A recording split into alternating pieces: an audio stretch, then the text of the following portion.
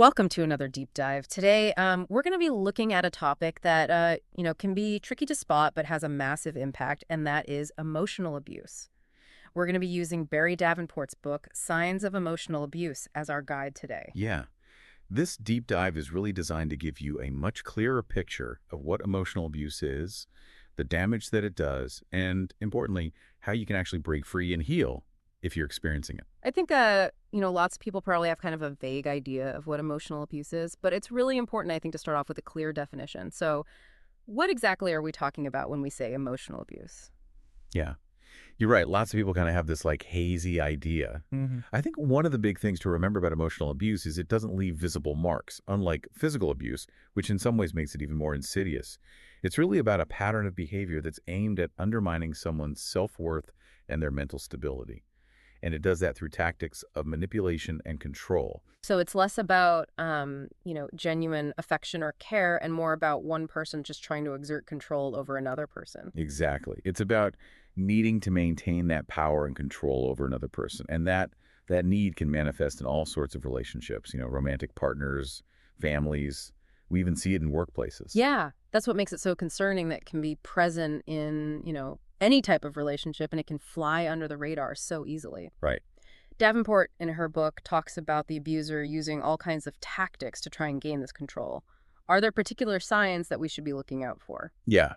Davenport highlights both kind of subtle and overt signs. And it's important to understand that both can be incredibly damaging. Sometimes it's the abuse that happens in these small, seemingly insignificant ways, that are the most insidious. Can you give some examples of those more subtle signs that people might easily miss? Yeah, totally. Imagine like someone who's constantly criticizing you, you know, but they're doing it under the guise of like helping. So they might say things like, "Oh, I'm just trying to help you improve." But over time, these comments chip away at your confidence and make you start to doubt yourself. And that's, a really classic example of subtle emotional abuse. Yeah, it's kind of amazing how something that's, presented as helpful can be so destructive. Oh, What are some other subtle tactics? another really common one is this idea of gaslighting. So that's where the abuser is making you question your own memories and perceptions. And that can look like a lot of different things. It might involve, twisting your words, denying things that they said or did, or even like outright lying. Yeah. And it's all designed to make you feel like you're going crazy. And it's basically undermining your sense of reality. So you become more dependent on the abuser for validation. It sounds incredibly disorienting, It is incredibly manipulative. very much so. Are there any other, even if they seem really minor, red flags that people should be aware of? Yeah, subtle isolation is another big one. So this is where the abuser might kind of sow seeds of distrust about your friends and family, making you question their motives or their loyalty. And this isolates you from your support network and makes you, again, more reliant on the abuser. So they might say things like, "Oh, I don't know if your friend really has your best interests at heart or your family." Like they're always trying to control you. It's so devious. It's like they're trying to control your whole world. Mm-hmm. And what about the more overt signs of emotional abuse? Yeah. So Mhm. those can be a bit easier to spot, but sometimes people still try and rationalize them or minimize them. And these include things like name calling, yelling, direct insults. So those are behaviors that are designed to demean and humiliate. Then you have things like controlling behavior. So that might be, dictating who you can see, what you can wear, how you spend your money. And then, of course, there's verbal aggression, using threats, intimidation to try and maintain that power. It's hard to imagine someone you care about treating you this way. It is. I'm curious, what drives someone to become an abuser? Like, what's going on in their mind? That's a really crucial question. Yeah. And Davenport suggests that understanding the abuser's motivations is key to actually breaking free, because it helps you realize that it's not about you. It's about their own, struggles. So it's not about love. It's about this need for control. Exactly. Yeah. Often abusers are driven by, deep-seated insecurity, past trauma, um, even personality disorders. They might have low self-esteem, a fear of abandonment, difficulty regulating their emotions. But whatever the underlying reason, they're seeking that power and control to compensate for something that they feel is lacking within themselves. It sounds like such a vicious cycle. It is. And I know Davenport talks about this cycle of abuse as a repeating pattern. Can you elaborate on how this cycle works? Totally. This cycle is a really powerful way to understand how emotional abuse kind of traps people in this destructive dynamic. Yeah. So it starts with this tension building phase, right? Where the atmosphere becomes really strained. You might feel like you're walking on eggshells constantly, anticipating the next outburst. So it creates this like constant state of anxiety and E- anticipation. Exactly. And then comes the explosion, right? Yeah. Where the actual abuse occurs, whether it's yelling, insults, threats, or other forms of, verbal or emotional assault. And after that, is there some sort of reconciliation? Like, Yeah. does the abuser apologize or try to make amends? Yeah. And that's where the cycle gets even more insidious. So after the explosion, there's this honeymoon phase. And this is where the abuser might apologize, shower you with affection, promise to change, and it creates this false sense of hope. And it can make the victim start to believe that maybe things will be different this time. But they rarely are. Sadly, no. This honeymoon phase just kind of sets the stage for the cycle to start all over again. Right. So the tension builds again. There's another explosion, another honeymoon phase, and so on. Exactly. And with each cycle, that damage just gets deeper and deeper. And Davenport really emphasizes that emotional abuse can have a really profound and lasting impact on the victim's mental and emotional well-being. Yeah, let's delve into that impact because it's not just about feeling sad or hurt, is it? Right. What are some of the long-term consequences? So emotional abuse systematically dismantles self-esteem, Hmm. right? Victims internalize those negative messages. They start to feel worthless. They have self-doubt. And Davenport uses this powerful metaphor in the book. She compares emotional abuse to a thief who's stealing your self-worth. Each insult, each put down, it's like they're taking a little piece of your confidence until you're left feeling, empty and broken. It's heartbreaking to think about the lasting damage that can cause. And I imagine this, erosion of self-worth can lead to other mental health issues as well. Absolutely. The constant fear and uncertainty that comes with emotional abuse often leads to chronic anxiety. Imagine living in a state of hypervigilance, constantly waiting for the next attack. It's exhausting and it takes a serious toll. And what about depression? I imagine that feeling of hopelessness and helplessness can be really overwhelming for someone who's trapped in that kind of situation. For sure. Depression often sets in when someone just feels powerless to change their situation. They might start withdrawing from things they used to enjoy, lose interest in their passions, even have thoughts of suicide. So it's a really serious issue. Yeah, it's a reminder that even though there are no physical scars, the wounds that are inflicted by emotional abuse can run really deep and have a profound impact on someone's life. hmm And, in some cases, emotional abuse can even lead to post-traumatic stress disorder. Just like physical trauma, emotional trauma can leave these really lasting scars. So victims might experience things like flashbacks, nightmares, difficulty concentrating, a heightened sense of danger. So even though it's invisible, it can be just as damaging as physical abuse. Sadly, yes. Emotional abuse can distort someone's entire worldview. It can make it really hard to trust themselves, to trust others. And this can have this ripple effect on all areas of their life, their future relationships, their ability to form healthy connections. This all paints a pretty grim picture. It does. Is there any hope for someone who has experienced this? Yeah. Is it possible to, break free from this cycle and begin to heal? Absolutely. There is hope. Davenport offers this roadmap to recovery.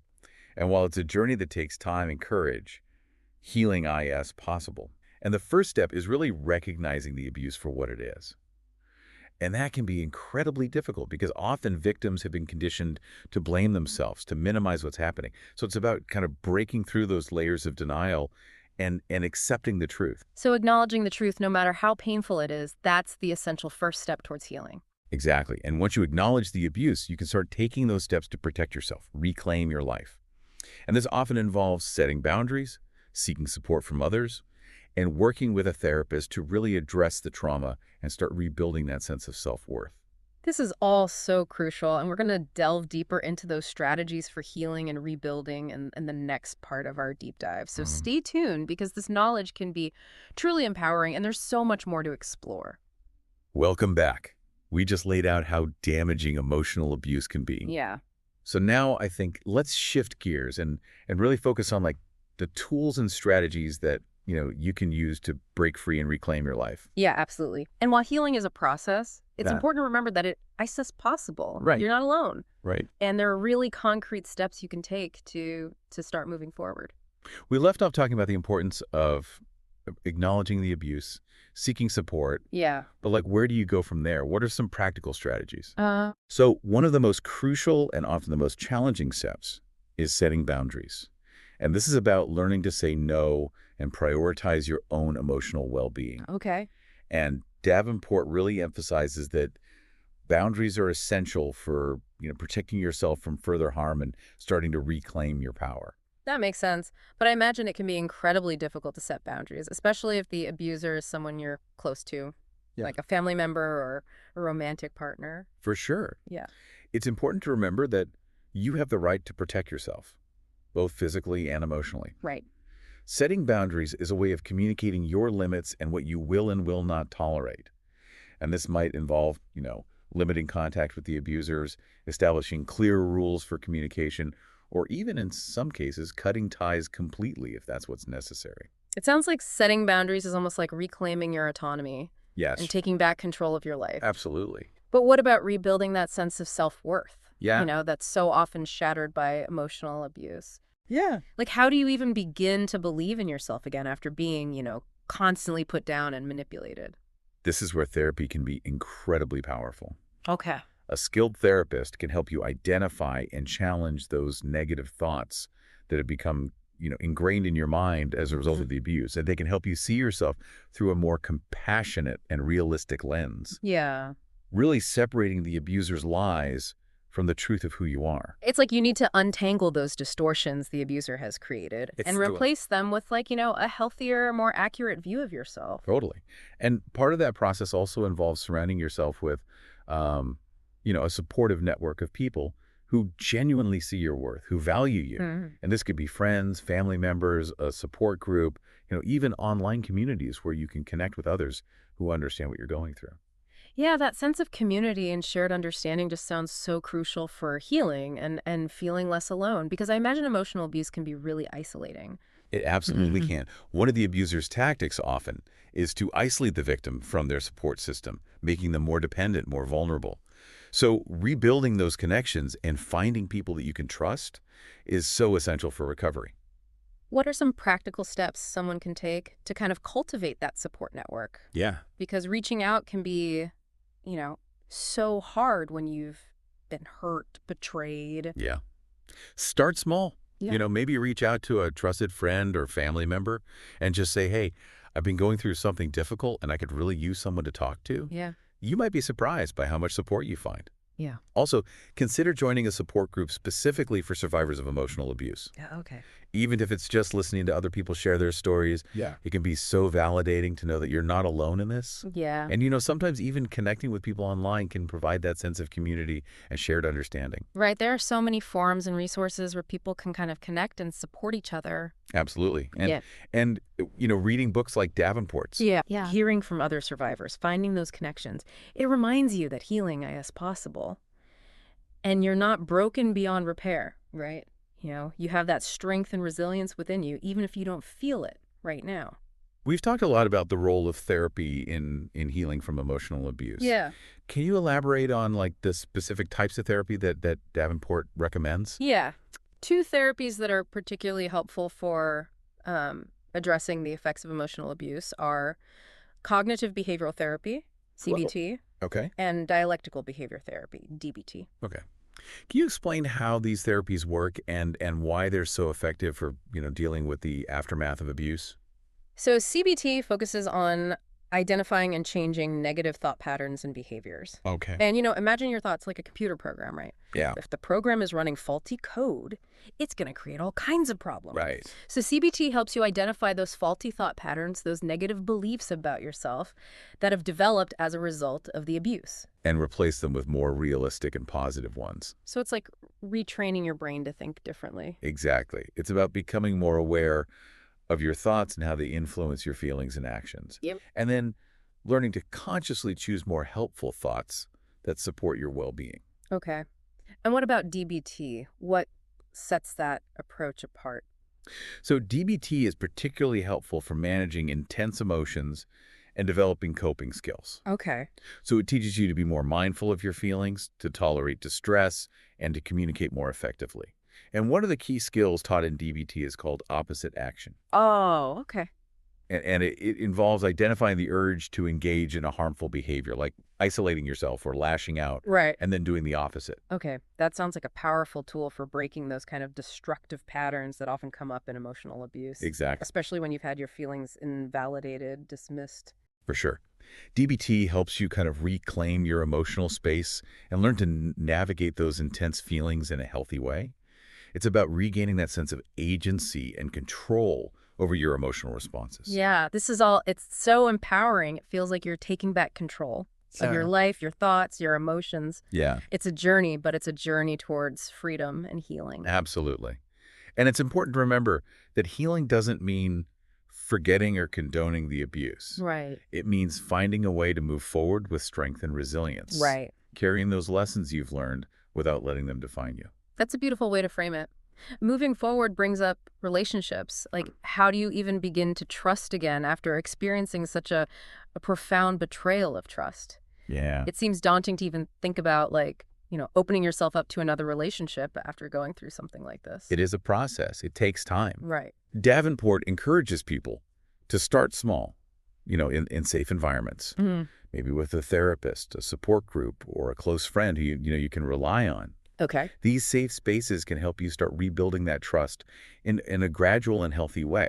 So it's about kind of dipping your toes back into the water cautiously and intentionally. Exactly. Wow. And as you start, venturing out and meeting new people, it's so important to pay attention to those red flags. Right. Yeah. Remember those signs of emotional abuse we talked about earlier? Yeah.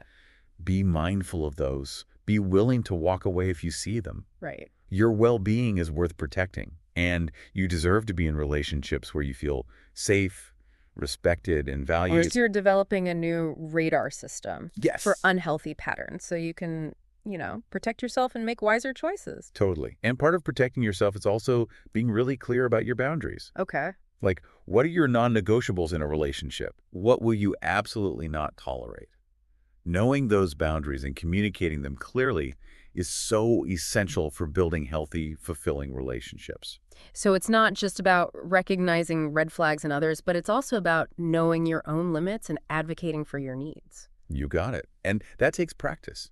You might need to, work with a therapist to help you identify those boundaries. Yeah. Learn how to communicate them effectively. Right.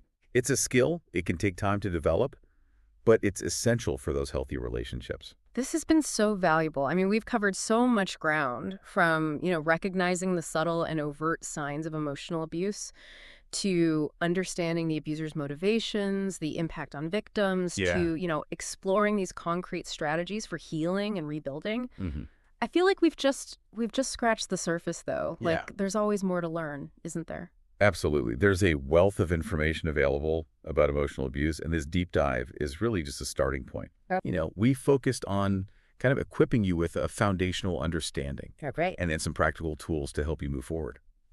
We'll continue this empowering journey in the final part of our deep dive. Yeah. We'll explore additional resources. We'll talk about how you can be an ally to someone who might be experiencing emotional abuse Mm-hmm. because, knowledge is power. And the more we understand this, Yeah. the more equipped we are to help ourselves and others break free from these destructive patterns. Welcome back to our final segment on emotional abuse. We've talked about recognizing it, understanding its impact, and beginning that healing process. Mm-hmm. Now let's kind of shift our focus to the resources that are available, Yeah. both for people who need help and those who want to support, someone they care about. Yeah. This is such an important part of the conversation, Aw. Knowing where to turn for help is so crucial both for individuals who are experiencing abuse, but also for their loved ones who want to be supportive but maybe aren't sure how. Right. So let's start with someone who might be realizing, hey, I think I'm in an emotionally abusive situation. Yeah. What concrete resources are out there? Yeah. There are so many organizations that are dedicated to supporting victims of abuse, Okay. and you don't have to go through this alone. A great starting point is the National Domestic Violence Hotline. Okay. They offer confidential support, crisis intervention, and they can connect you with local resources. Yeah. Even just having someone to talk to who understands and believes you can make a world of difference. Yeah. I imagine that validation can be so powerful, especially when you've been made to doubt your own reality. Totally. Are there other national organizations that offer support as well? Absolutely. Another excellent resource is RAIN, Okay. the Rape, Abuse, and Incest National Network. Okay. They offer support for all forms of abuse, including emotional abuse. And their website is just a wealth of information. Okay. And what about therapy? We've talked about how, therapy is so crucial for healing, hmm but finding the right therapist can be a challenge. It can. Do you have any advice for someone who's kind of starting that search? Yeah, you're right. It can feel daunting. Yeah. But there are things you can do to kind of make that process a little easier. So look for a therapist who specializes in trauma and abuse. That's key. Okay. You can ask your doctor for referrals Right. or search online directories Okay. like Psychology Today or Good Therapy. And a lot of therapists offer free consultations. So you Yeah. can talk to them and kind of get a feel for if they're the right fit for you. Don't be afraid to try a few different therapists before kind of settling on one. Yeah, It's a very personal choice, and you want to feel comfortable, safe with the person you're confiding in. exactly. Therapy is a journey, and finding the right guide is an important step. All right. Now let's talk about, the people who want to support someone who's experiencing emotional abuse. Yeah. What advice would you give to, friends, family members, even colleagues who are concerned about someone they care about? Yeah, I think first and foremost, listen without judgment. Okay. Let that person know that you believe them and that you're there for them no matter what. Validate their feelings and their experiences. Remember, emotional abuse often involves gaslighting and manipulation. Yeah. So it's so important to reinforce that their feelings are valid and they're not overreacting. So instead of offering advice or trying to fix the situation, the Yeah. most important thing is just to be a compassionate, supportive presence. Totally. And avoid blaming or minimizing the abuse. Okay. Phrases like, you should just leave, or maybe you're overreacting. Those could be incredibly damaging. Yeah. Instead, focus on empowering the person. Yeah. Help them research resources, create a safety plan, or just offer to be there for them when they need to talk. Even just knowing that they have someone they can rely on can make a world of difference. And if you're truly concerned about someone's safety, don't hesitate to encourage them to, reach out to a professional or a hotline. Absolutely. Safety should always be the priority. Mm. Sometimes offering that practical support, like helping them, research legal options or find a safe place to stay if they need to, can be the most helpful thing you can do. It's a reminder that even small acts of kindness can have a big impact. They can. Offering a listening ear, a shoulder to cry on, or just letting them know you care. Yeah, It can be so supportive during a difficult time. it really can. Yeah. Sometimes the most powerful thing you can offer is just your presence and your unwavering support. Well, this deep dive has been, both enlightening and empowering. Yeah. We've explored, the complexities of emotional abuse, the devastating impact it can have, and, the path toward healing and rebuilding. But most importantly, we've highlighted the, resources that are available for both those who are experiencing abuse and those who want to support them. Yeah. We've only just scratched the surface, but hopefully, this conversation has left you feeling more informed, more equipped to navigate this really challenging topic. Oh, yeah. And remember, knowledge is power. Yes. By understanding the signs of emotional abuse, we can not only protect ourselves, but also empower others to seek help and break free. And that's where true change begins, right? It is. By breaking the silence, raising awareness, fostering a culture of support, Mm-hmm. we can create a world where emotional abuse is no longer hidden in the shadows. Absolutely. So if this deep dive has resonated with you, I encourage you to continue exploring the resources we've mentioned. Yeah. Reach out for help if you need it. Offer support to someone you're concerned about. Mm-hmm. And become an advocate for change. We can all play a role in creating a safer, more compassionate world. Yeah. Remember, you're not alone, Right. and there is help available. Thank you for joining us for this deep dive into emotional abuse. Until next time, take care. Take care.